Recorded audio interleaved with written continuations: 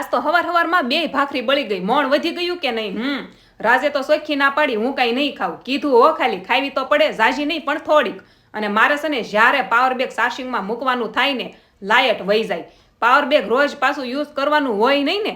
અમારા બેનને તો પાછું બટેકાનું શાક વધારે ભાવે. વળી પાછી કે સોળેલું કરતા આવડે નહીં એને માથાકૂટ થાય.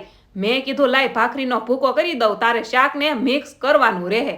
અને મારે તો સંતરું ખાવાનું હતું જમીન પછી, પણ પેલા ખાઈ લીધું, જમીન પછી પાછું ખાધું. ત્યાં અમારા રાજ આવ્યા, ભાવું જવું ખરીદી કરી આવ્યો. રાજ બહુ મોંઘા કપડાં લે જ નહીં, પણ મેં કીધું કે આ વખતે છે ને તમે હારા લઈ લેજો, લેતા જ નથી. તો માંડ 2 જોડી લઈને આવ્યા મેક માય લોકમાંથી. અને અમારા બેનને છે ને કોઈકે માથે પગ દઈ દીધો તો આંગળી શેપી નાખી. પણ અમારા બેન છે ને થોડા કઠણ છે, એ રોવે નહીં.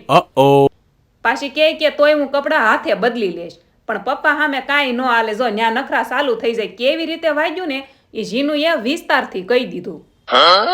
હાલો આવી જાવ જમવા. અને આજ કમેન્ટમાં કહેજો તમને વાગે તો તમે રોવો કે કેમ. તો મળીએ નેક્સ્ટ વિડીયોમાં. જય દ્વારકાધીશ. Like share subscribe.